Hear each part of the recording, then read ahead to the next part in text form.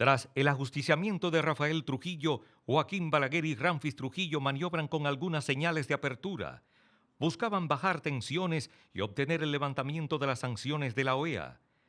Estados Unidos, con la espina de Cuba encima, prefería los cambios lentamente y bajo su entero control. Balaguer prometió un tránsito hacia la democracia, pero la presencia de la familia Trujillo, dominando el escenario del poder, le restaba credibilidad. Ramfis Trujillo se proclama demócrata y anticomunista. Garantiza elecciones libres en mayo de 1962. Balaguer, alentando esas elecciones, llama al regreso de los exiliados con amnistía total y pide a la oposición democrática hacer vida institucional. En julio, regresan al país Ángel Miolán, Nicolás Silva y Ramón Castillo, una avanzada del PRD.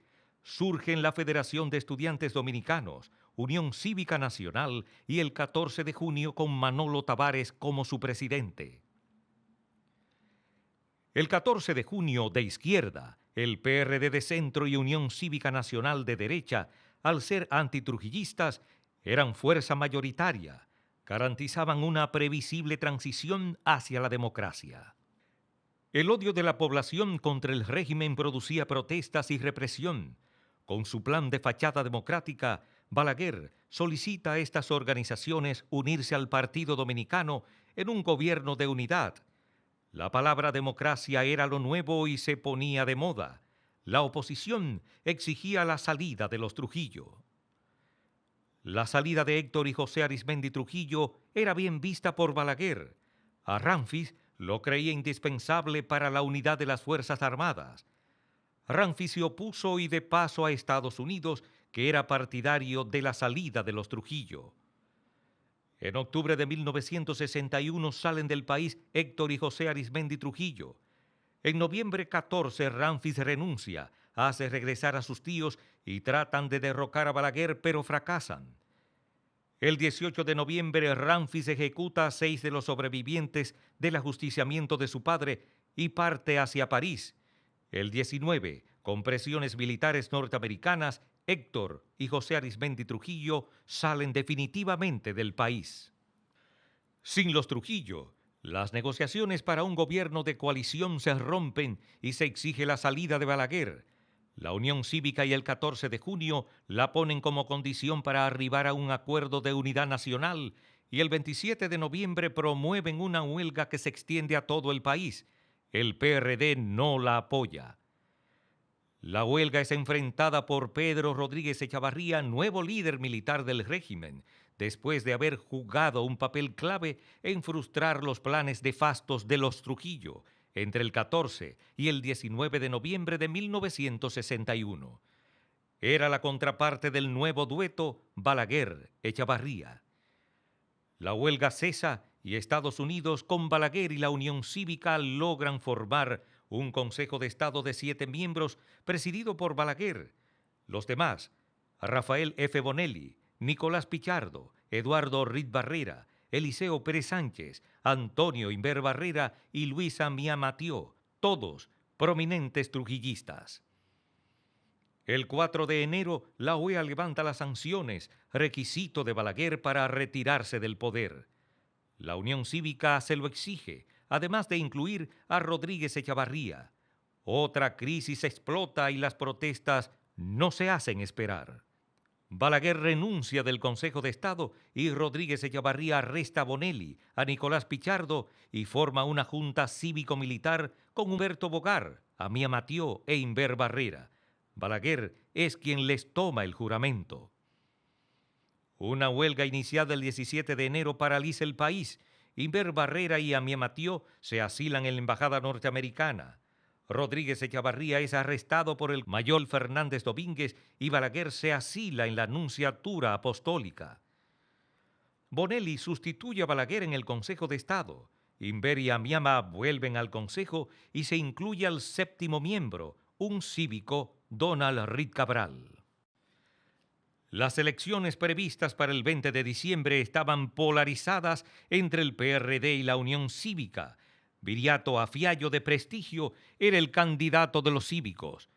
Los cívicos, miembros del Consejo de Estado y con su pésimo gobierno, eran vistos por el pueblo como el partido de los ricos responsables de su desgracia. Juan Bosch era el candidato del PRD, líder de prestigio internacional. El PRD creó estructuras en las zonas rurales que lo acercaron al campesinado. Bosch, con discurso llano hábilmente, explotó la injusticia de las diferencias sociales entre el pobre y el rico, llamando hijos de machepa al pobre y tutumpotes a los ricos. Prometió reformar la Constitución y una verdadera reforma agraria, lo que le aseguró la victoria. Ganó las elecciones abrumadoramente. En su toma de posesión, Juan Bosch dejó claro su pensamiento liberal. Anunció reformar la Carta Magna y modernizar al país. Promovió la honestidad en los servidores públicos y aseguró que la democracia no perecería en sus manos. En marzo, Bosch sometió la reforma constitucional que fue aprobada en abril, consagró el derecho al trabajo, a la vida, a la vivienda, a la educación, prohibió los latifundios, la propiedad de tierras a los extranjeros, el derecho a la expropiación por interés social, la libertad de expresión, el derecho a la huelga y a sindicalizarse.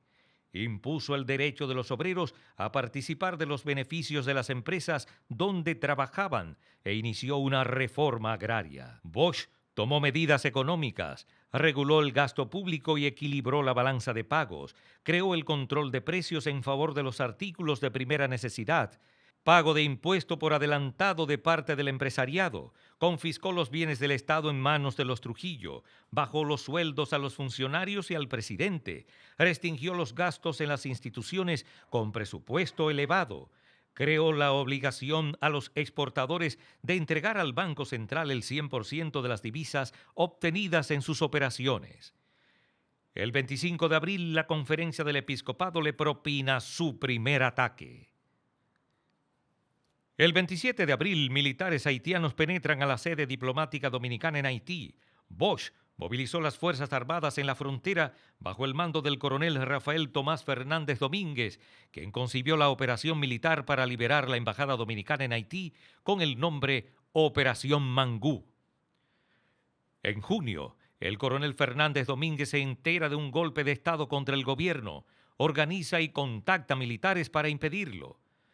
La dirigencia del 14 de junio decide enfrentar un eventual golpe de Estado contra Juan Bosch. En julio, el coronel Fernández Domínguez descubre una trama para matar a Bosch en una misa. Él y el capitán Héctor Lachapelle Díaz se colocaron detrás del general Huesin para eliminarlo si éste actuaba. Ubicó un contingente disperso en la multitud y francotiradores en los edificios para eliminar la cúpula militar golpista. Se producen huelgas y la conspiración es un secreto a voces. La derecha acusa de comunista al gobierno de Bosch. La Iglesia Católica participa. Una exigencia del alto mando militar a Bosch de perseguir y encarcelar a los comunistas es rechazada por este. Bosch propone apartar al coronel Huesin. La jerarquía militar lo rechaza y quedó condenado el gobierno de Juan Bosch. El 24 de septiembre de 1963, Bosch le informa al coronel Fernández Domínguez de un golpe de Estado en las próximas horas. Le ordena enfrentar el golpe con sus fuerzas, mientras él esperaría su actuación en el Palacio Nacional. El coronel Fernández Domínguez solo reúne a 12 oficiales y soldados y con ellos enfrentaría a los golpistas en el palacio. Bosch rechaza el plan por considerarlo un suicidio. Esta actitud patriótica, valerosa y desprendida de estos oficiales lo convirtió en ese momento en los 12 apóstoles constitucionalistas. Fueron coronel Rafael Tomás Fernández Domínguez, primer teniente marino Antonio Almanzar García, capitán Fernando Rafael Cabral Ortega, primer teniente Gerardo Abrito y Brito, mayor Roberto Antonio Cabrera Luna, primer teniente Berto Gabriel Genao Frías, primer teniente Antonio Ernesto González y González, primer teniente José René Jiménez Germán, capitán Héctor Lachapelle Díaz, primer teniente Freddy Piantini Colón, capitán Rafael Armando Quirós Pérez, primer teniente Lorenzo Sención Silverio. Bosch es derrocado y exiliado a Puerto Rico. 2 días después del golpe, el coronel Fernández Domínguez organizó un contragolpe que fue desestimado por la parte política, pero incrementa su conspiración. El 9 de octubre, el coronel Fernández Domínguez es exiliado como agregado militar en la Embajada Dominicana en España. Allí aviva su actividad conspirativa. Recaba información y mantiene comunicación con Bosch. Recluta al coronel español Herrera Marín, con quien discutía estrategias militares. Recluta a Caonabo Javier Castillo, al sacerdote Marcial Silva, quien había hecho una recia campaña contra Bosch y lo comprometió a dar su apoyo al movimiento constitucionalista. El 26 de noviembre, el 14 de junio produce un alzamiento guerrillero en 6 frentes diferentes y fracasan. El 21 de diciembre se entrega a su líder Manolo Tavares Justo con su grupo y son vilmente asesinados. Iniciando 1964, Polina Ureña hacía operar la primera célula civil conspirativa del movimiento constitucionalista. Después de una intensa pero muy discreta actividad conspirativa mediante cartas, telegrama, enclave y llamadas telefónicas, el coronel Fernández Domínguez logra el traslado a su patria, aunque al final lo desvían hacia Puerto Rico. Allí se reúne con Bosch y otros complotadores. Se entera de un permiso de 72 horas para entrar al país y su designación como agregado militar en la Embajada Dominicana en Chile.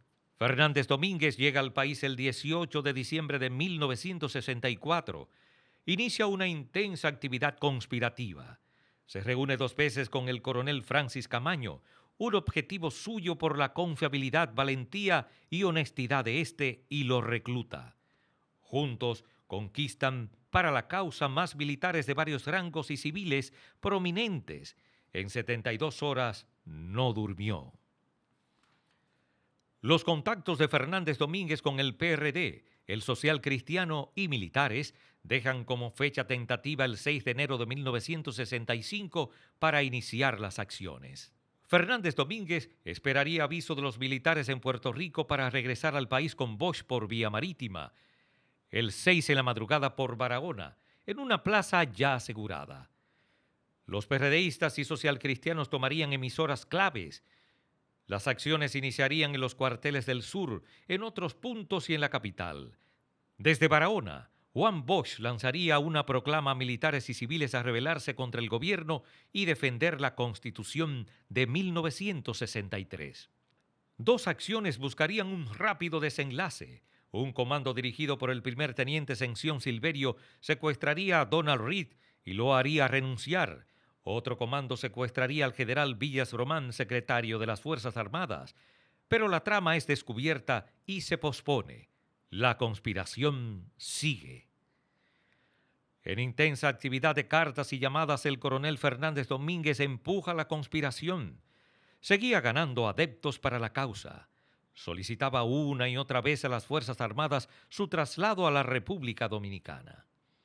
Todo el esfuerzo deja el 26 de abril como fecha para iniciar la revuelta, pero el 23 denuncian el complot y el gobierno reacciona. 24 de abril, 8 de la mañana. Acuden al campamento 16 de agosto citados y para ser arrestados los oficiales complotadores, tenientes coroneles Giovanni Manuel Gutiérrez Ramírez y Pedro Augusto Álvarez Holguín, mayores Dr. Juan María Lora Fernández y Eladio Ramírez Sánchez y el capitán José Aníbal Novoa Garden. 11 de la mañana llega al campamento 16 de agosto el general Marcos Rivera Cuesta, quien citó a esos oficiales, ordena su arresto y su cancelación. 1:30 de la tarde inicia la acción constitucionalista con el capitán Mario Peña Taveras apresando al mayor Héctor García Tejada, el mayor Pompeyo Ruiz Serrano, al general Marcos Rivera Cuesta y al Estado Mayor del campamento. 1:40 de la tarde, el teniente coronel Rafael Polanco informa al general Wessing y Wessing sobre la acción del capitán Peña Taveras y un grupo de oficiales y soldados. 1:40 de la tarde, en el campamento 16 de agosto, el coronel Hernando Ramírez ordena al capitán Héctor Lechapel Díaz tomar militarmente Radio Santo Domingo. 1:50 de la tarde, el capitán Mario Peña Taveras llama a José Francisco Peña Gómez al programa Tribuna Democrática del PRD, informándole que un grupo de oficiales honestos habían arrestado al jefe de Estado Mayor del Ejército en rebelión contra el triunvirato, con el objetivo de restablecer el gobierno de Juan Bosch y la Constitución de 1963. Peña Gómez lo anuncia por Tribuna Democrática y urge a la población lanzarse a las calles en apoyo al movimiento, lo cual ocurrió.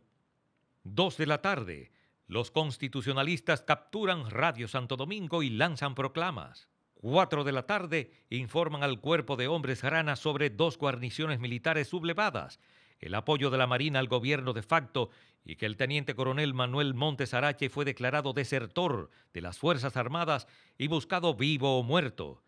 Los ranas deciden contactar a su jefe, Montes Arache. 4 de la tarde, el coronel José de Jesús Morillo López busca retomar Radio Santo Domingo. Los constitucionalistas repelen el ataque, pero luego se retiran cuando blindados enviados por Wessing y Wessing refuerzan la acción de Morillo López. Toman la radiotelevisora y la policía lanza proclamas de desmentido sobre el golpe al triunvirato y la dejan fuera del aire. 7 de la noche.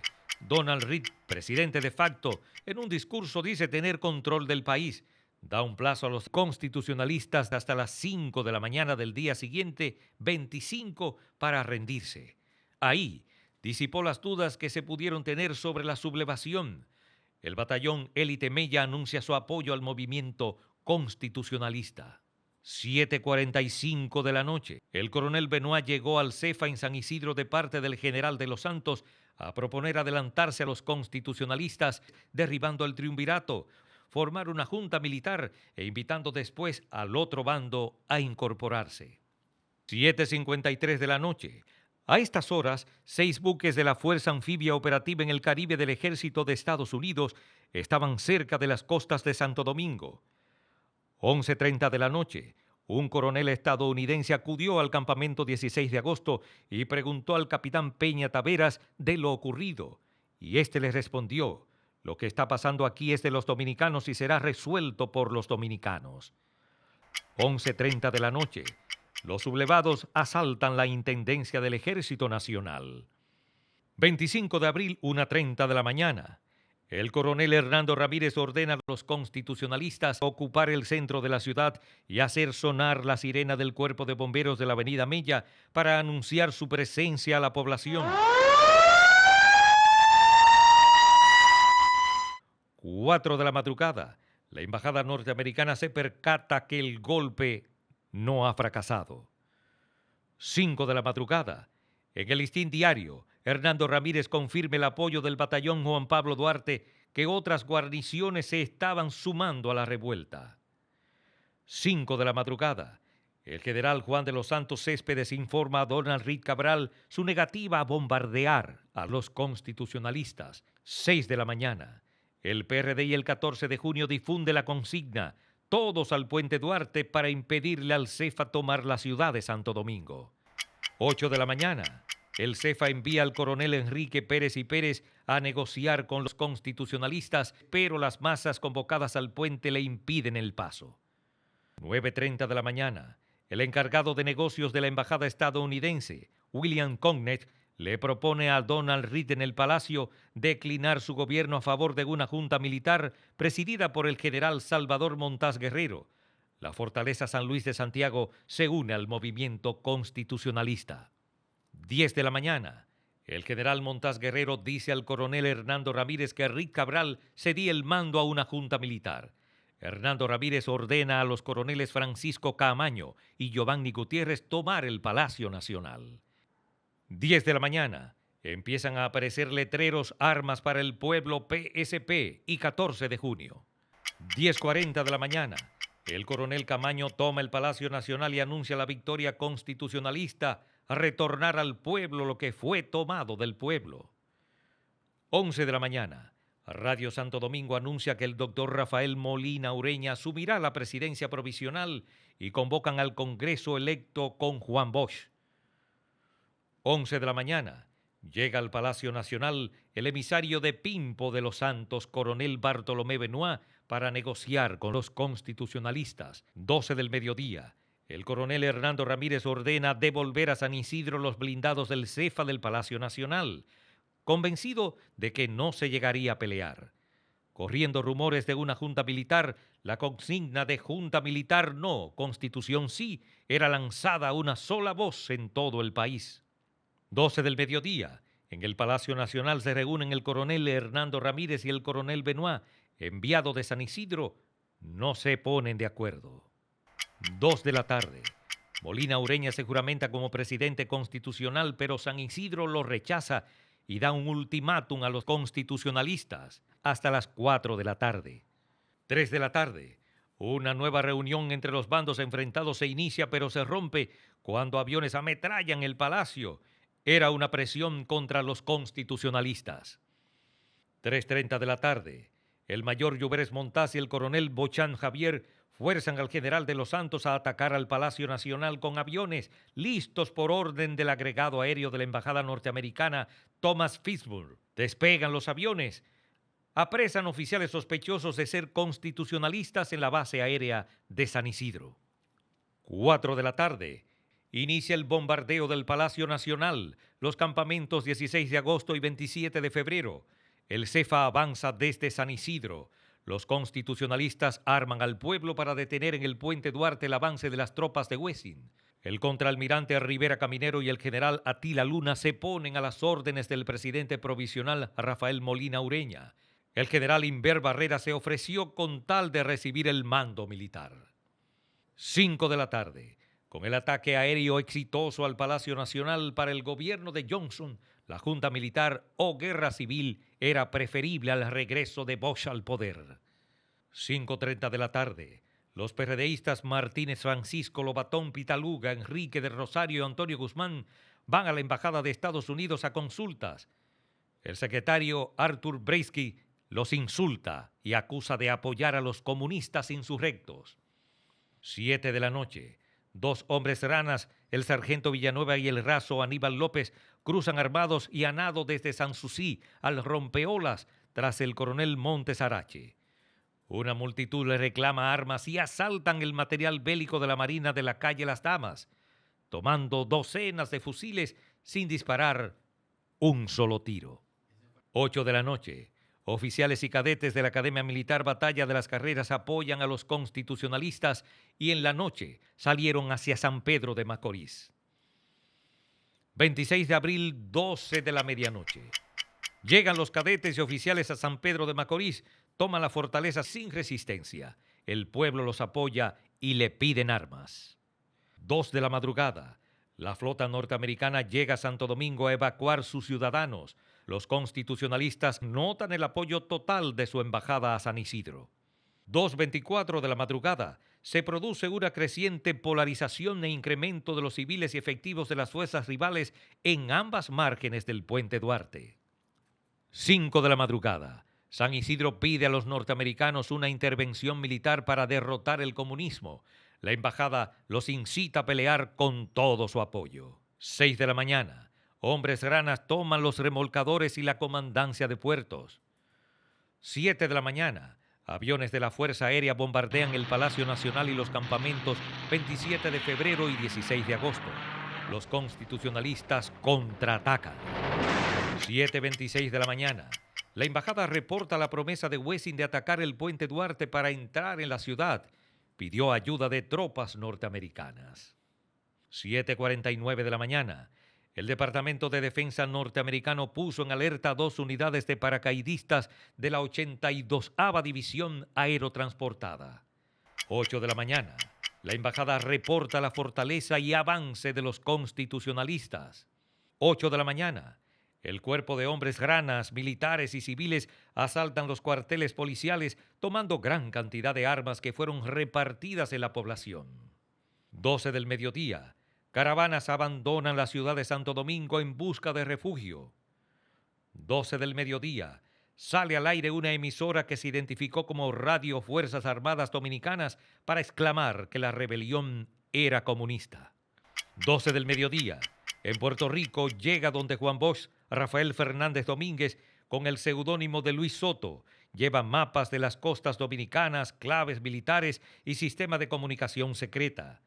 Desde Puerto Rico, Fernández Domínguez y Juan Bosch intentarían ingresar al país clandestinamente. 2 de la tarde, la Marina de Guerra apoya a Wessing, atacan el Palacio Nacional junto con los aviones de San Isidro. La policía detiene y atropella a civiles. 6 de la tarde, un disparo de un tanque constitucionalista contra el cuartel policial de la Bolívar mata a sus ocupantes. 2 compañías de artillería de los constitucionalistas fueron arrasadas por el fuego aéreo y de artillería pesada en el puente. El coronel Manuel Montes Arache propone un ataque a San Isidro para destruir los aviones y pistas de aterrizaje con explosivos y morteros. No se tomó la decisión. 6:30 de la tarde. Tanques de San Isidro cruzan el puente Duarte y se agrupan en la margen occidental de la ría Osama.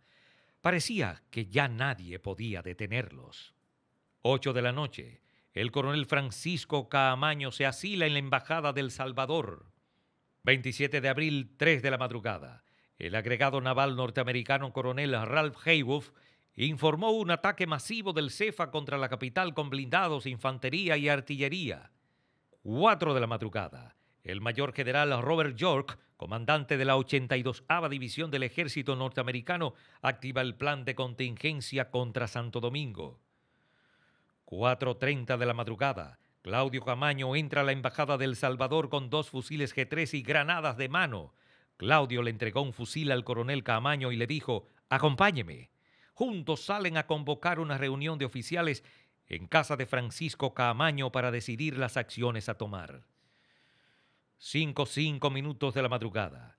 El agregado militar norteamericano llama a Camaño a su casa y le informa de arreglos con el bando contrario y que solo falta él para consumarlo. Caamaño responde: «Eso no es posible». Y el norteamericano insiste. Caamaño le responde: «Usted es un atrevido. Eso es un entrometimiento suyo», y le colgó el teléfono. 5:30 de la madrugada. En el mundo corría la noticia del fracaso constitucionalista. 6 de la mañana. Más ciudadanos norteamericanos se refugian en el Hotel El Embajador. 7:45 de la mañana. El coronel Camaño y Claudio Camaño se juntan en Ciudad Nueva con tropas del campamento 16 de agosto y el coronel Hernando Ramírez. Había baja moral por el bombardeo y por amenazas desde la Embajada de Estados Unidos. 8:45 de la mañana. Para subir la moral de las tropas y el pueblo, Caamaño da un discurso por Radio Santo Domingo. Dijo que los constitucionalistas están en pie de lucha y dice a San Isidro que con ataques aéreos criminales contra las ciudades y civiles no se ganan batallas y que serán derrotados por tierra por los constitucionalistas. 9 de la mañana. Los estadounidenses se reúnen por primera vez en su embajada con el coronel Hernando Ramírez y le informan que él y Molina Ureña debían juntarse con sus rivales en un barco atracado en Jaina. Hernando Ramírez lo rechaza. Molina Ureña aceptó enviar a Jaina a Espaillat Nanita y al coronel Camaño. 9:15 de la mañana. El coronel Camaño llega a la Policía Nacional a exigirle a su jefe liberar centenares de civiles presos allí y lo consigue. Esperando los presos, Caamaño es llamado por Molina Ureña para que acuda de inmediato al Palacio Nacional. 9:30 de la mañana. El coronel Fernández Domínguez sale de Puerto Rico a Caracas con un mensaje de Bosch para el presidente Raúl Leoni. Buscaban volar en secreto desde Venezuela hacia Santo Domingo. Al no lograrlo, regresó a Puerto Rico. 9:30 de la mañana. Las tropas de San Isidro atacan con cañones y morteros, aviones y barcos a Radio Santo Domingo, Ciudad Nueva y la parte norte de la ciudad, provocando la sensación de derrota de los constitucionalistas. 10 de la mañana.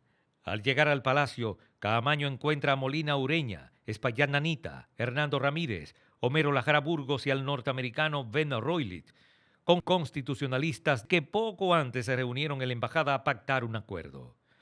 La exigencia de acudir a un barco a reunirse es rechazada.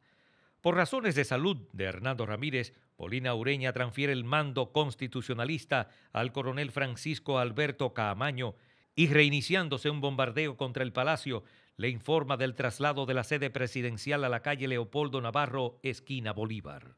Saliendo del palacio con Claudio, el coronel Caamaño resguarda en la calle Galván una columna de blindados.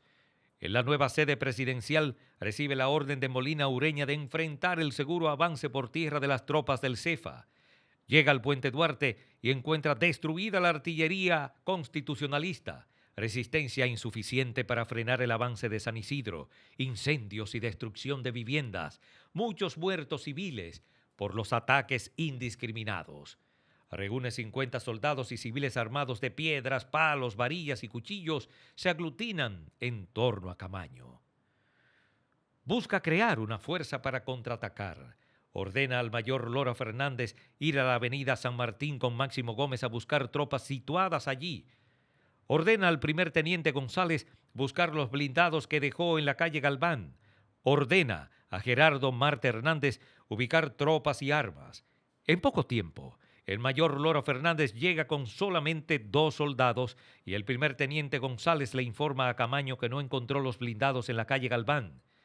El coronel Camaño va él mismo por los blindados junto con Claudio Camaño y no los encuentran.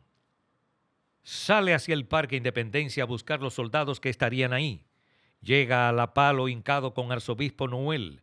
Solo encuentra 4 soldados y le informan de una reunión en la embajada, pero insiste en organizar tropas para enfrentar las fuerzas del CEFA. Escucha por radio de la reunión y sale hacia la embajada de Estados Unidos con Claudio Camaño e Ilio Capozzi. 11 de la mañana. En la embajada se junta con Montes Arache. Les impide la entrada por estar armados. Camaño comenta: no entregaré mis armas y menos a norteamericanos, mejor no entro. Acuerdan entrar con las armas de reglamento, pero Camaño imparte la orden a un mayor de que a nadie le entregará sus armas. En la recepción, Camaño, visiblemente preocupado por la situación del puente, comenta: si el coronel del coño ese no viene, lo mandamos a la mierda y nos vamos de aquí. En pocos minutos anuncia que se va, pero le piden esperar y enseguida vino un coronel norteamericano a buscarlos. En la reunión, el embajador William Taplett Bennett insulta a Molina Ureña, Hernando Ramírez, Leopoldo Espaillat Nanita y constitucionalistas que solicitaban asilo en la embajada. Camaño pide la palabra y Bennett responde: espere su turno. Entra una llamada telefónica del mayor Bucareli, jefe de la fortaleza de San Pedro de Macorís, informando que la población quería armas y pedía permiso para entregarlas. Bennett recrimina a Hernando Ramírez diciéndole: miren el desorden que ustedes han provocado, y le pasa el teléfono para que le ordene al jefe de la fortaleza no entregar armas al pueblo. Hernando Ramírez transmite al mayor la orden, pero al insistir, le cierra el teléfono. El segundo teniente Héctor Conde Espino arrojó sus insignias al escritorio. Tengo vergüenza de ser un militar dominicano. Hernando Ramírez lo recrimina, pero el teniente responde: yo por mi honor he renunciado como militar. Esta acción generó revuelo. Camaño pide la palabra y Bennett se la niega. Ante tantas humillaciones, Camaño le dice a Montes y a Claudio: nos vamos. Bennett le dice que espere que ya su turno viene.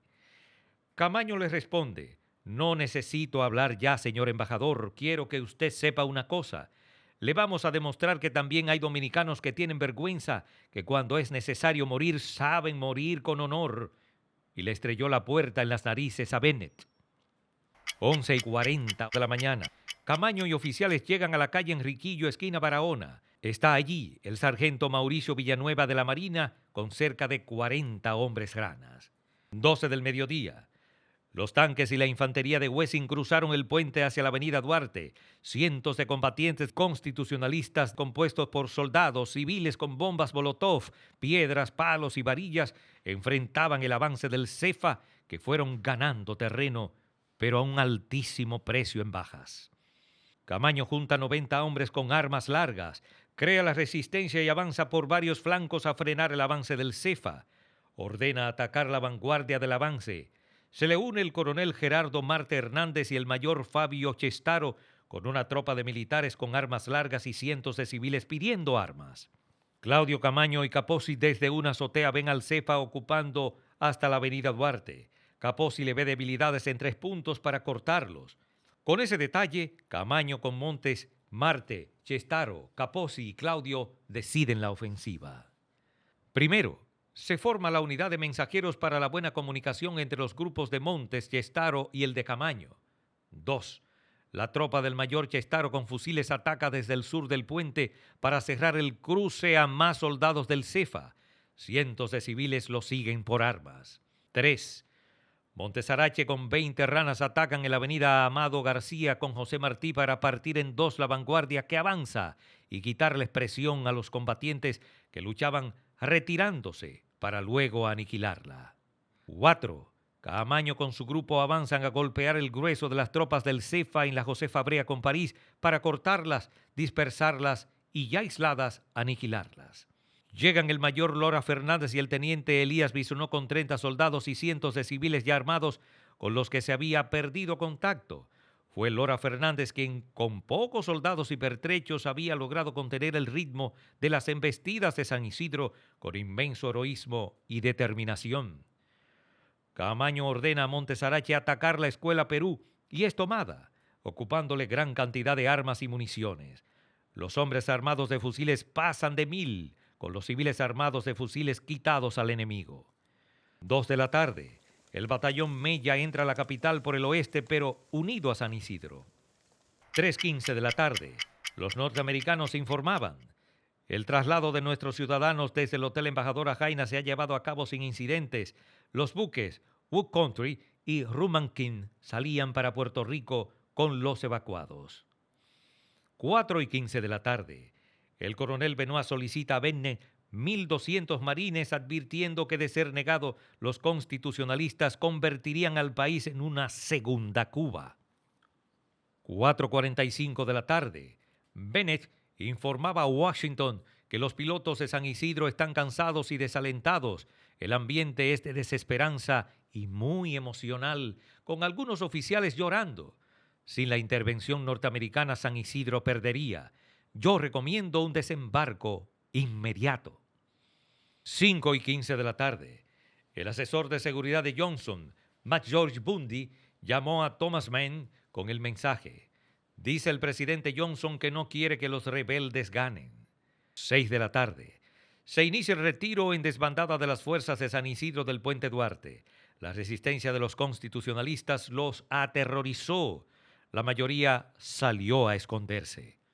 6 de la tarde. Se asila Rafael Molina Ureña en la Embajada de Colombia y su gobierno dejó de existir.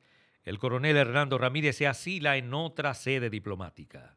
7:45 de la noche.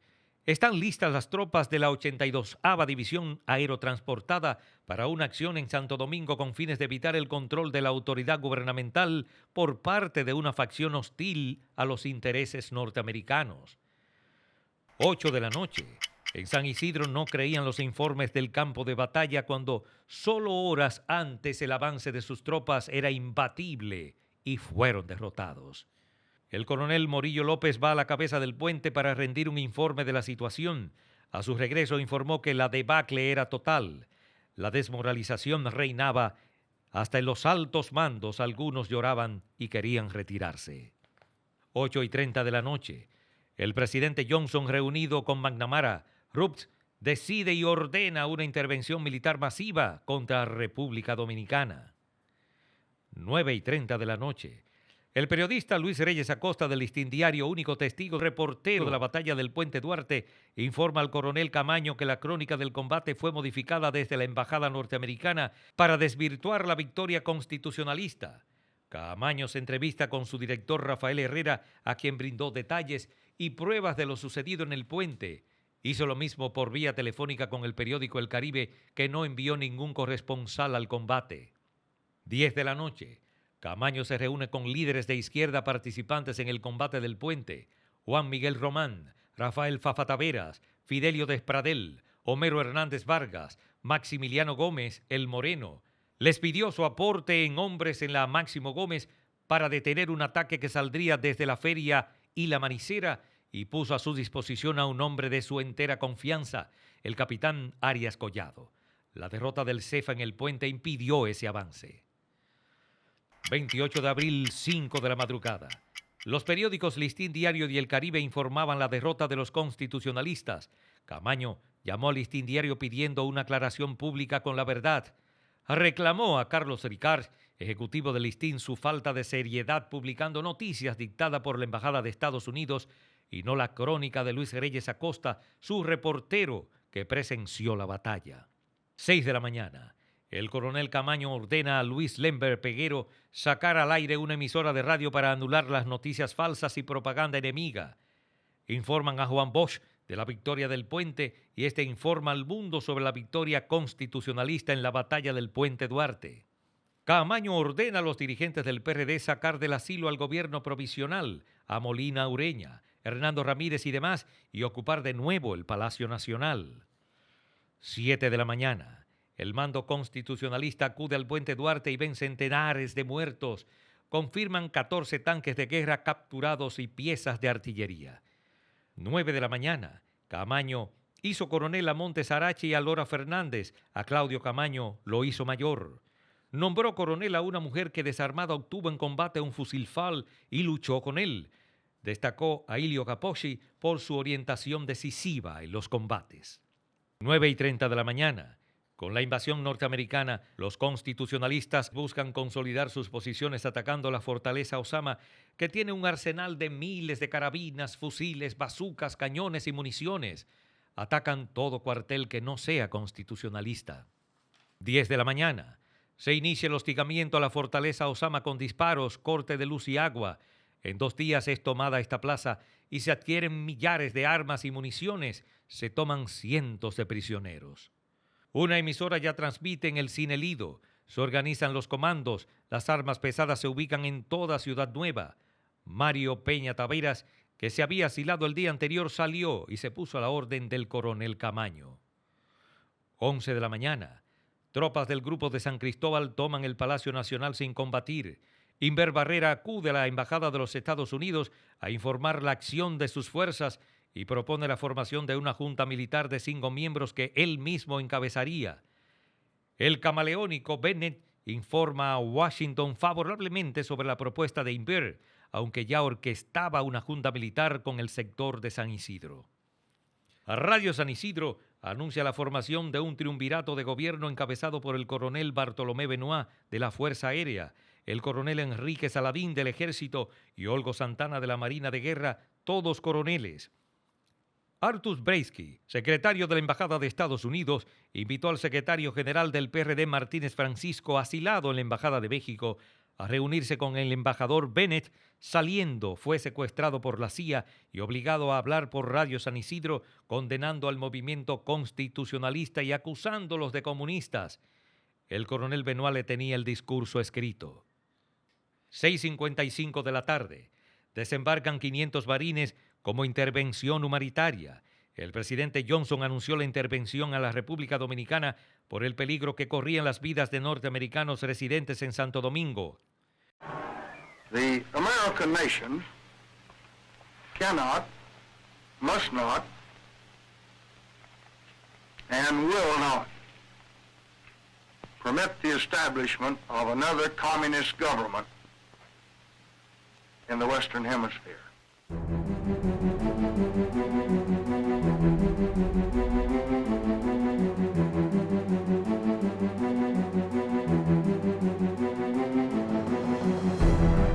Las tropas invasoras penetran en zonas controladas por los constitucionalistas.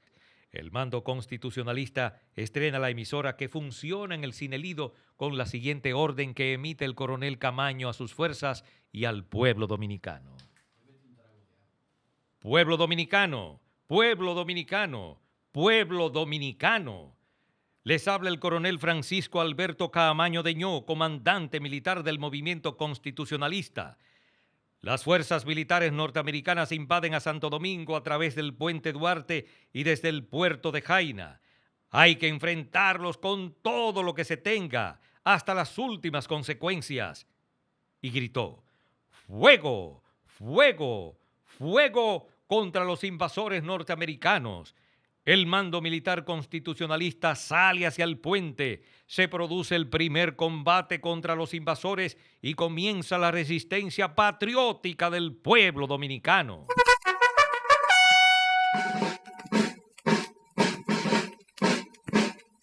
A luchar, a luchar, a luchar, a luchar. A luchar, a luchar, a luchar, a luchar, a luchar, soldados valientes, que empezó la revolución, a imponer los nobles principios que reclama la Constitución.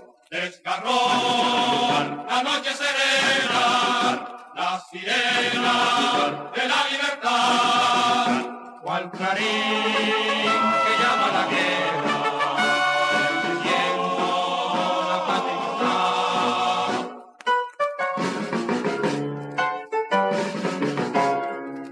A luchar, como hermanos de Duarte, luchemos, bella Mella en el grito encarnó, si Juan Sánchez Armado huyeron, venceremos como Luperón.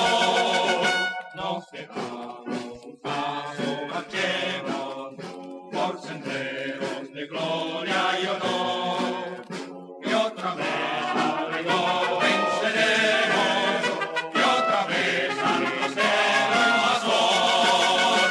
A luchar, soldados valientes, empezó la revolución, a imponer los nobles principios que reclama la Constitución. Desgarró la noche serena, la sirena de la libertad, cual clarín que llama a la guerra, defendiendo la patria inmortal.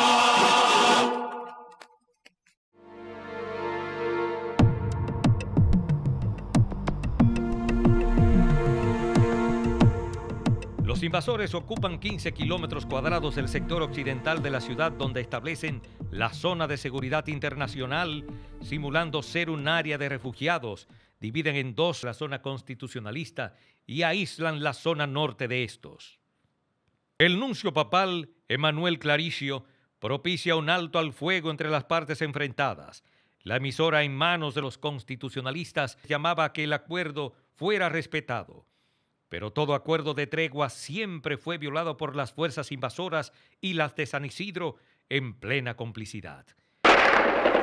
La minoterie, une position américaine qui domine la ville rebelle sur l'autre rive de l'Osama.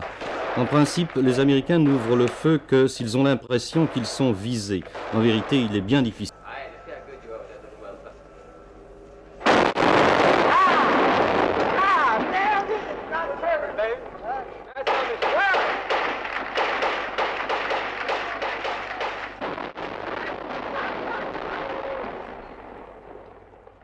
Los norteamericanos atacaban con cañones de 105 milímetros y francotiradores azotaban contra civiles desde las alturas de Molinos Dominicanos y de la zona de Sanssouci. Los patriotas se fueron organizando en los comandos con civiles y militares, hombres y mujeres armados. Las armas pesadas fueron ubicadas estratégicamente en toda la zona de Ciudad Nueva y la ciudad colonial, nuevo y verdadero bastión de las fuerzas constitucionalistas. Cada provincia o ciudad, así como barrios capitalinos, tenía su comando donde se aglutinaban sus oriundos y moradores de los mismos. Eran especie de cuarteles con un comandante que respondía a las directrices del mando constitucionalista. Así se organizó el pueblo armado en un ejército de patriotas para librar una gran guerra patria. El Consejo de la OEA envía a Santo Domingo una comisión de 5 miembros para ayudar en la restauración de la paz y la normalidad. Llega por San Isidro el enviado especial del presidente Johnson, John B. Martin, a reforzar toda gestión encaminada a derrotar el movimiento constitucionalista. Fuerzas norteamericanas entran a unirse a los infantes de marina de la zona de seguridad internacional. Crean un corredor que divide en dos la zona constitucionalista, Ciudad Nueva, y la zona colonial en el suroeste y los barrios altos en el noreste.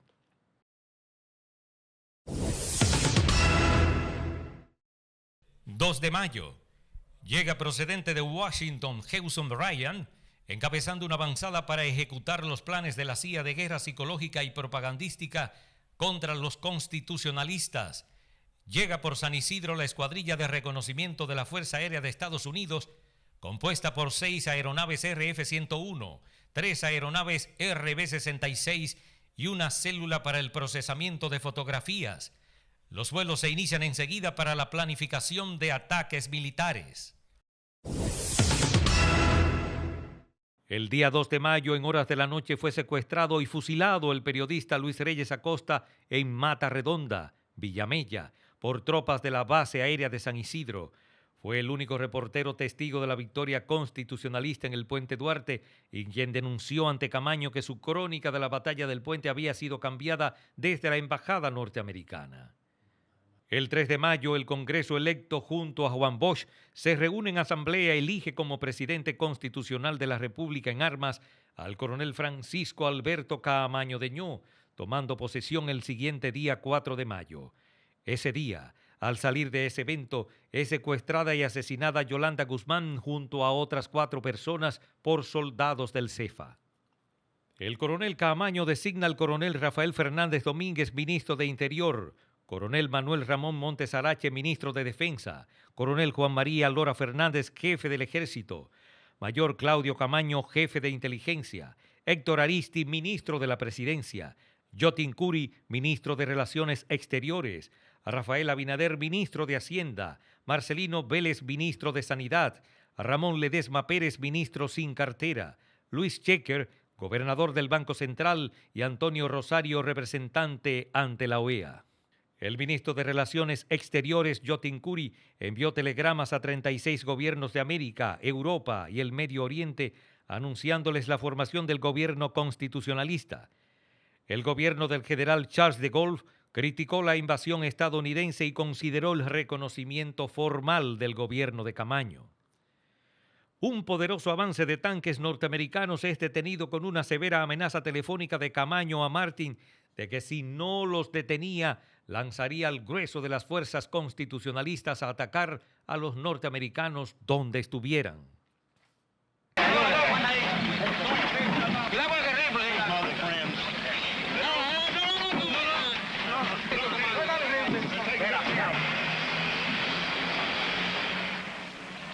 Un convoy de soldados estadounidenses que penetró por la calle 30 de marzo fue emboscado por hombres ranas, provocándoles heridos y varios prisioneros.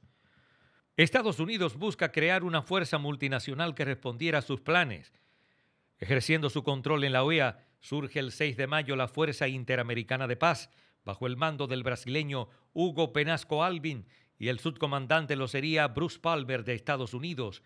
Palmer, de hecho, era el verdadero jefe. La Junta Militar de Coroneles estaba muy desacreditada. Buscaban algo mejor con que enfrentar la legitimidad y popularidad de Camaño. El 7 de mayo surge el Gobierno de Reconstrucción Nacional, presidido por Antonio Inver Barrera, igualmente desacreditado. En medio de este ajedrez norteamericano llega al país el general Bruce Palmer con encargos especiales del presidente Johnson.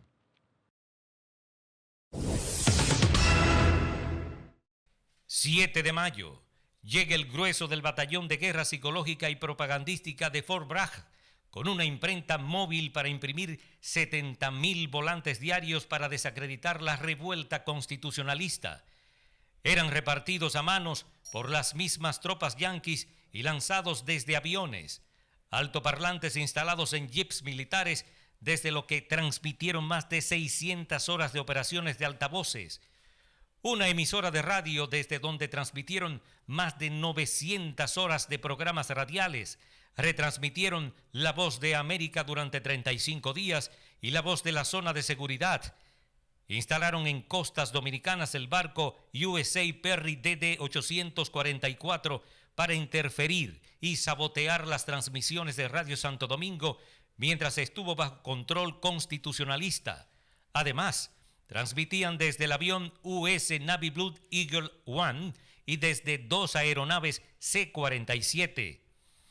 La función del batallón fue mentir, desinformar y encubrir los verdaderos objetivos de la invasión, diciendo que la ocupación norteamericana era pacífica, benévola, humanitaria y sin apoyar a ninguno de los dos bandos.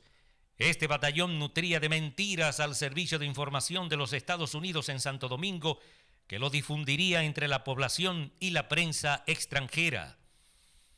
Los operativos de acción cívica fueron usados para realizar operaciones encubiertas. El general Robert York había reportado que las operaciones clandestinas habían incluido el rapto de desertores y el secuestro de personas relacionadas con prominentes figuras políticas para ofrecerles dinero e inducir a personas controversiales a salir del país.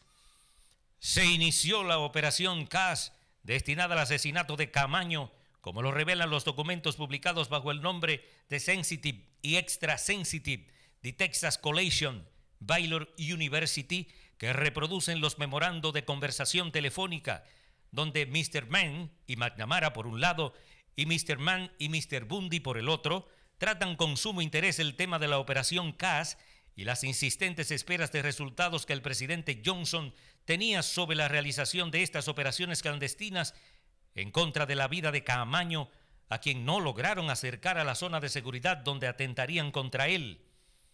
En este volante lanzado en Santo Domingo con un mensaje del presidente Johnson, habla del derecho de los pueblos a escoger su trayectoria. El pueblo dominicano escogió reponer un gobierno electo libremente, pero esta trayectoria legítima y democrática fue torcida por la intervención de 42,000 marines, provocando la muerte de miles de dominicanos, destrucción y la pérdida de su democracia. El gobierno de Reconstrucción Nacional planificaba una gran operación militar. Movimientos de tropas y pertrechos cargados en helicópteros y camiones se situaban en intendencia del Ejército Nacional y Transportación. Los norteamericanos se instalan y apuntan hacia la zona constitucionalista, cañones y morteros de grueso calibre desde el Hotel Embajador y sectores bajo su control militar. Camaño acordó conversar con Inver, pero si Wessing y su grupo renunciaban. En un ardid de Inver y Martin, Wessing y su grupo renuncian.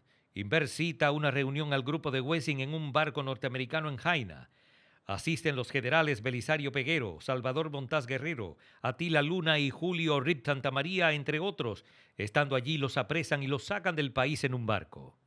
Con esta vil patada que Inver y Martin les dieron a sus fieles e incondicionales aliados, ¿cuál habría sido el destino del presidente Molina Ureña y del mando constitucionalista cuando fueron presionados por los norteamericanos para que se reunieran con sus adversarios de San Isidro en un barco situado en Jaina?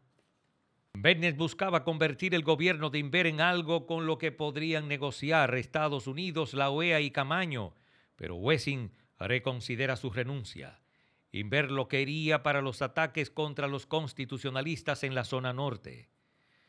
El mando constitucionalista rechaza una reunión con los negociadores por la Operación Limpieza, un genocidio que en medio de una tregua producían las fuerzas invasoras junto con las de Inver contra los constitucionalistas y civiles en la zona norte.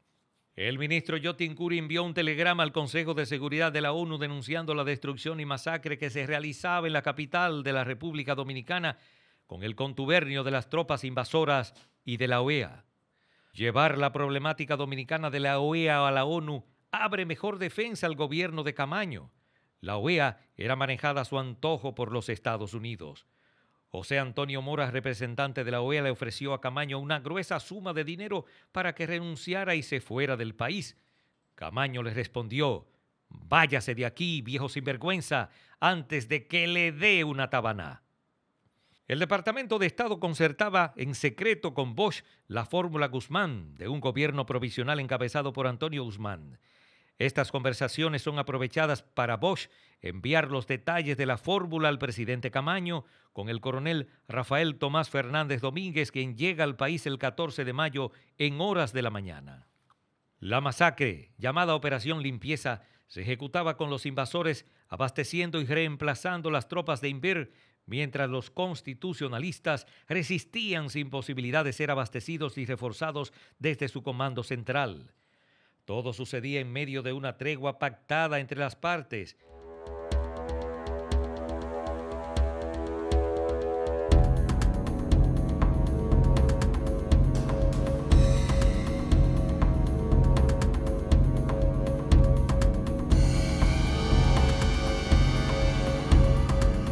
La población, sospechosa de apoyar los constitucionalistas, eran apresados y ubicados en el Estadio Quisqueya, en Sanssouci y en cuarteles militares y policiales del país. Centenares fueron asesinados a cañonazos dentro de sus viviendas. El secretario general de la ONU, U Thant, envía a Santo Domingo a José Antonio Mayobre y al general Indar G. Rikie, consejero militar del secretario general de la ONU. En ese preciso momento, el gobierno constitucionalista, después del genocidio de la Operación Limpieza, había perdido gran parte del territorio bajo su control, quedando confinado a Ciudad Nueva, zona colonial y barrios periféricos.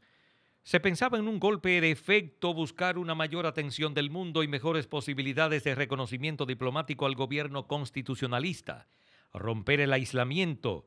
Es así como el dirigente catorcista Juan Miguel Román transmite al coronel Fernández Domínguez la idea de capturar el Palacio Nacional como un símbolo que le daría más prestancia al gobierno constitucionalista, además del golpe de efecto que significaría ante los ojos del mundo. Tener el control del Capitolio sería un símbolo de poder. Desde ese momento, ambos asumieron el proyecto, elaboraron los planes para su pronta ejecución, pasaban todo el tiempo juntos en preparativos.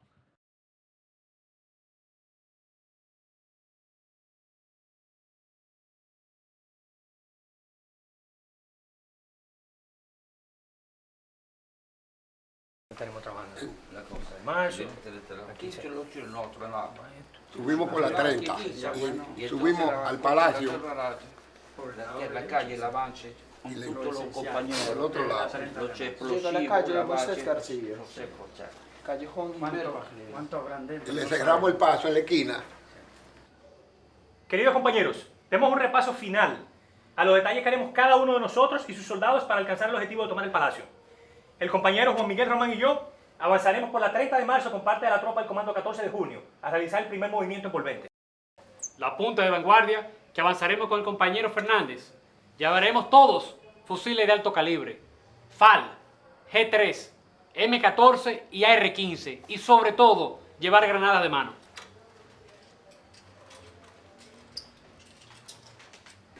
Comandante Montes.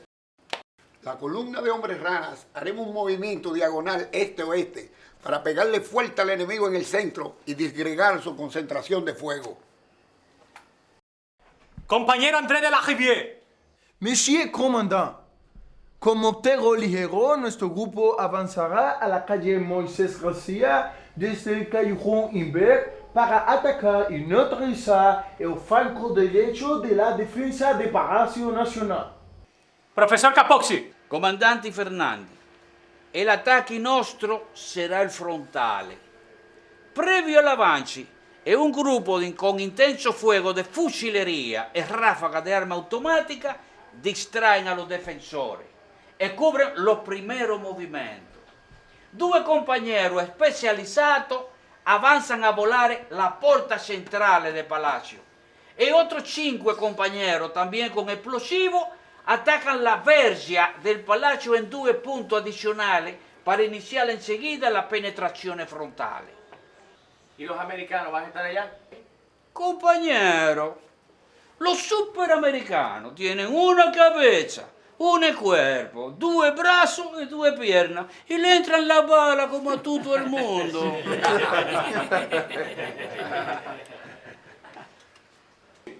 Compañero Euclide Morillo. La retaguardia de su avance, comandante, la constituyen 2 columnas. El ala izquierda la comanda el compañero Amaury Germán Aristi y el ala derecha de la retaguardia el grupo bajo mi mando, comandante. Compañero veterano Luis, garantíceme los explosivos. Compañero Amaury Germán Aristi. Ya lo por hecho, comandante. Por la libertad definitiva del pueblo dominicano. ¡Juramos! El plan de ataque estaba compuesto por 3 columnas de 60 hombres cada una aproximadamente. La primera columna, bajo el mando de Fernández Domínguez y Juan Miguel Román, avanzaría desde el Callejón Inver. Subirían por la 30 de marzo para, antes de la México, girar a la izquierda, penetrar y atacar el ala este de los garajes del Palacio. Desde ahí, apoyaría el avance de la segunda columna bajo el mando de Montes Arache, que avanzaría desde el mismo callejón hacia el ala oeste de los garajes del Palacio. Una vez ahí, ambas columnas juntas cubrirían el avance de la tercera columna bajo el mando de Ilio Capocci, que haría el avance hacia la parte frontal del palacio. Pero apenas se agrupaban en las columnas en el callejón Imbert, fueron avistadas por un helicóptero que transmitió la información y en cuestión de segundos fueron salvajemente atacados con morteros y múltiple fuego cruzado de diversas ametralladoras pesadas, prácticamente antes de avanzar. La columna de Fernández Domínguez y Juan Miguel Román fue partida en dos en la 30 de marzo y quedó aislada con solo 12 hombres. Saliendo hacia el sur a reagrupar las tropas, cae asesinado por la espalda junto con Juan Miguel Román por soldados norteamericanos. La columna de Montes Arache quedó inmovilizada en el nutrido fuego de ametralladoras y morteros en la calle 30 de marzo, esquina Berto Arbelo. La columna de Capocci produjo su avance frontal posiblemente para quitarle presión a las otras dos columnas y cambiar el balance del combate. La columna de Capocci es diezmada entrando en los terrenos frontales del Palacio Nacional, expuesta a un mayor poder de fuego enemigo desde los ventanales y techo del Palacio Nacional y de los garajes. En el ataque al palacio murieron asesinados por la espalda a manos de soldados invasores el ideólogo y fundador del movimiento constitucionalista, el coronel Rafael Tomás Fernández Domínguez y Juan Miguel Román. También murieron Ilio Capocci, Euclides Morillo, José Jiménez, Ramón Tavares y otros valerosos combatientes de la patria. Otros patriotas valerosos resultaron heridos como Amaury Germán Aristi.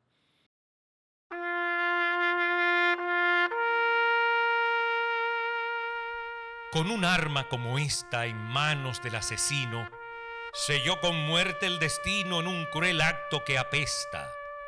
50 años en la cesta aún ponemos dolores, y sin matarnos amores que un vulgar parejero, sin visa, perro extranjero, quiso marchitar sus flores. La bala entró en la cabeza y no mató a las ideas. Si sus páginas ojea la brumaría su pureza, su patriótica belleza y el jardín de su corazón sembraron la revolución que estalló sin un misterio y en vez de al cementerio lo subió firme al panteón.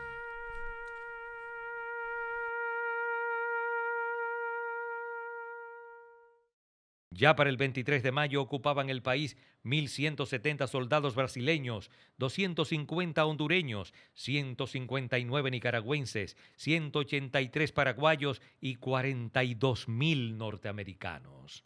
La fórmula con Antonio Guzmán se había agrietado cuando los norteamericanos asesinaron al coronel Fernández Domínguez. Antonio Guzmán, además, rechazó las condiciones de Estados Unidos de perseguir a los izquierdistas, deportarlos y dejar fuera de los cuarteles a los constitucionalistas, entre otras aberrantes condiciones. Caamaño responde a las constantes violaciones a la tregua con una multitudinaria manifestación el día 6 de junio, asegurando que los padres de la patria nos conducen hacia la victoria o hacia la muerte. El 15 de junio habría una reunión con la comisión ad hoc de la OEA, pero Ellsworth Bunker llamó anunciando que la reunión se posponía indefinidamente. El mando constitucionalista ya sabía que empezarían los bombardeos. La noche anterior, el mando constitucionalista recibió información de inteligencia del inminente ataque en su contra para ese día 15. El general Bruce Palmer, para ese día 15 de junio, planeó una operación militar para derrotar y ocupar la zona constitucionalista en un máximo de 6 horas. Atacaron severamente y se combatió 36 horas y los norteamericanos no pudieron doblegar al gobierno constitucionalista con su fiera y patriótica resistencia. Provocaron 67 muertos, solo 11 eran combatientes y 167 heridos. Los daños los sufrieron los civiles en sus viviendas. Dispararon cerca de 2.000 obuses de grueso calibre contra la ciudad primada de América. Vraiment, les grands défenseurs du monde libre, il y a de quoi vraiment vous dégoûter à jamais de ces gens-là. Comment est-ce que vous croyez que les événements vont tourner? Nous sommes décidés à tout, parce que vraiment, de toute façon, pour une question de principe, moi personnellement, je le fais. Et je vous assure que vraiment, c'est quelque chose de propre ce que nous sommes en train de faire. Si ça résulte pas, j'estime que non, le monde moderne est mûr pour la bombe atomique. C'est la seule chose, au fond, qui peut nous sauver. Les Américains ont dit que la révolution était noyautée par les communistes. Oui, mais ça, vous savez que c'est une maladie qu'ils ont. Quand on veut noyer son chien, on dit qu'il a la rage. Je m'excuse, je suis obligé de vous laisser.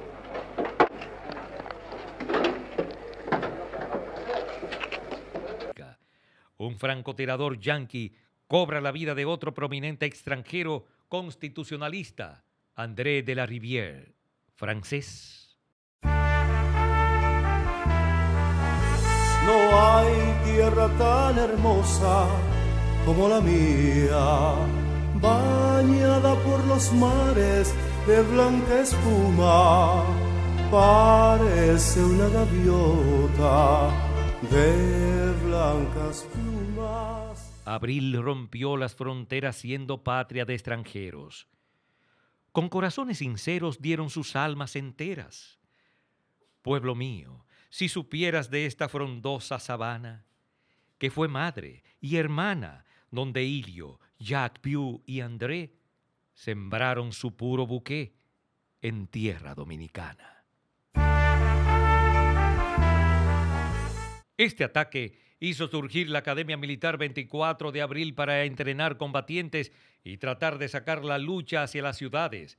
Caamaño la apoyó integrando a soldados constitucionalistas con experiencia.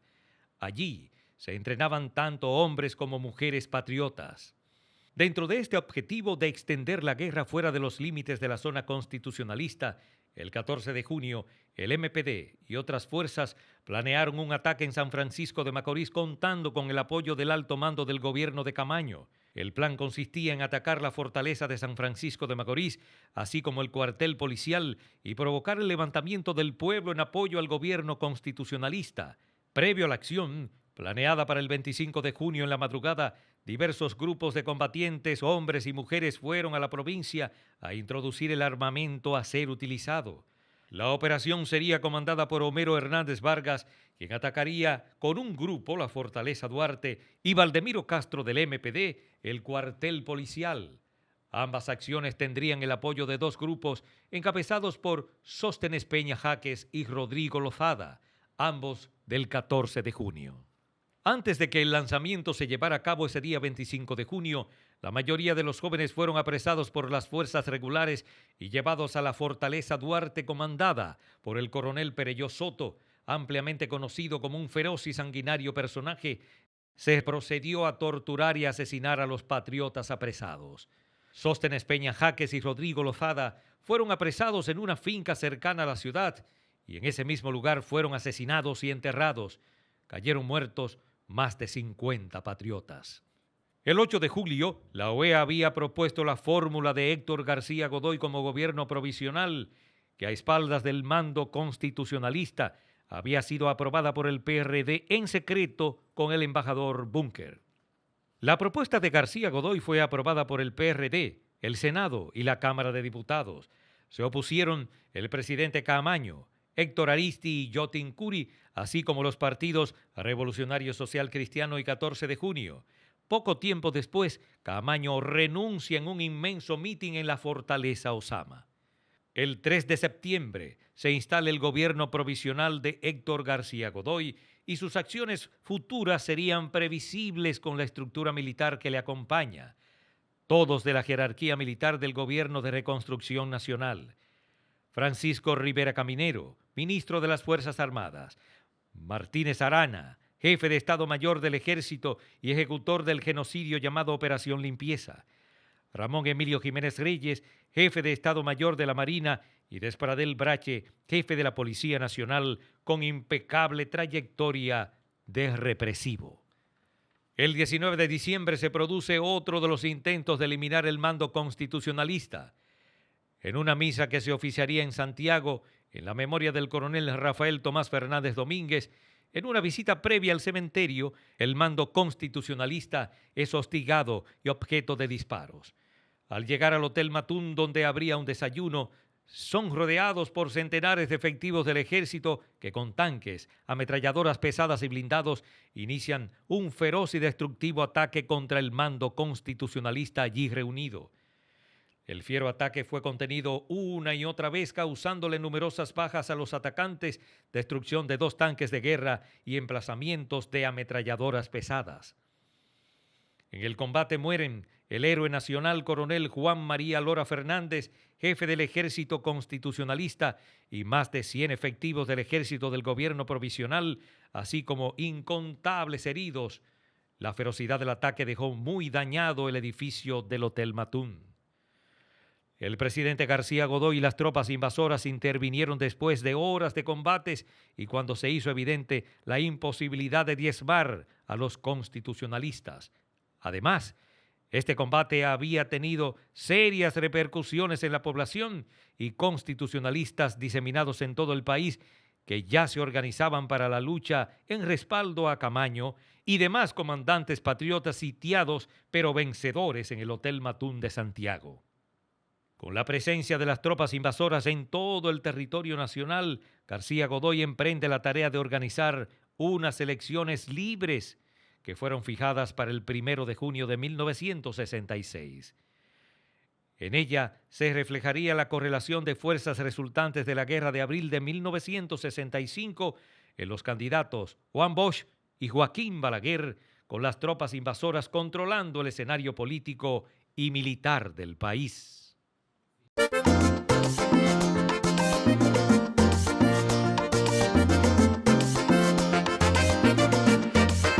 Ay, pero unidos dominicanos, que unidos siempre, que el pueblo entero respalda sus combatientes de país. Pero unidos dominicanos, que unidos siempre, que el pueblo entero respalda sus combatientes. El pueblo entero combate porque aquí reine la paz y con el fusil al hombro seguro que la obtendrá. Y así como dijo Duarte, el pueblo repetirá: esta patria será libre o la isla se hundirá. Ay, pero unidos dominicanos, que unidos siempre, que el pueblo entero respalda sus combatientes de país. Pero unidos dominicanos, que unidos siempre, el pueblo entero respalda sus combatientes. Vinieron los del 14 y los del MPD, junto a los socialcristianos, PCP y PRD, y entre muchos militares que quisieron responder, Peñata, Vera, Camaño, Monte Arache y La Chapel. Ay, pero unidos dominicanos, que unidos siempre, que el pueblo entero respalda sus combatientes de país. Pero unidos dominicanos, que unidos siempre, el pueblo entero respalda sus combatientes.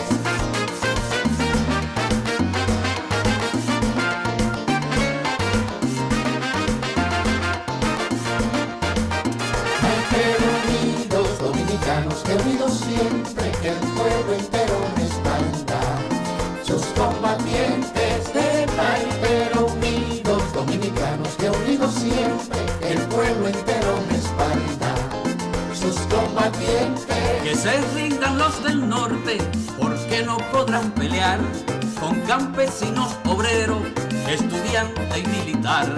Porque el pueblo ya está unido y siempre lo probará, que frente al imperialismo no dará ni un paso atrás. Ay, pero unidos dominicanos, que unidos siempre, que el pueblo entero respalda sus combatientes de país. Pero unidos dominicanos, que unidos siempre, el pueblo entero respalda sus combatientes.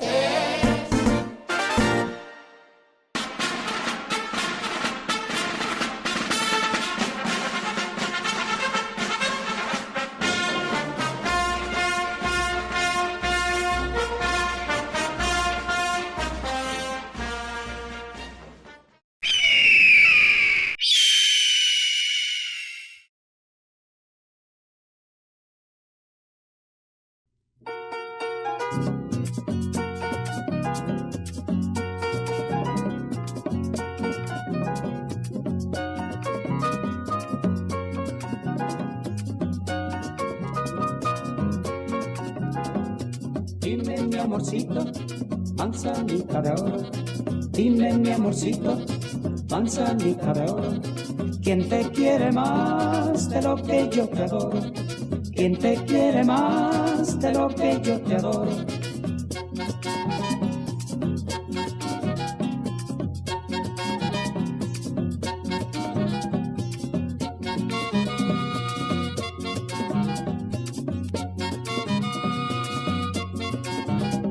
Cigüita mamonera, hojitas de alelí. Cigüita mamonera, hojitas de alelí. Dulce de cereza y piquito de barrancolí. Dulce de cereza y piquito de barrancolí. Guirita merenguera, almíbar de cajuí. Guirita merenguera, almíbar de cajuí. Ojitos de ciruela y puñitos de maní. Ojitos de ciruela y puñitos de maní.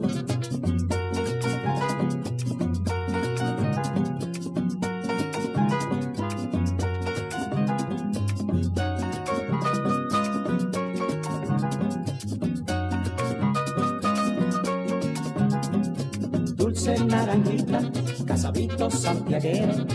Dulce naranjita, casabito santiaguero. Canto de rolita y carita en mango vanilero. Canto de rolita y carita en mango vanilero. Flor de tamarindo, níspero maduro. Flor de tamarindo, níspero maduro. Duérmete en mi nido que está hecho de amor puro. Duérmete en mi nido que está hecho de amor puro.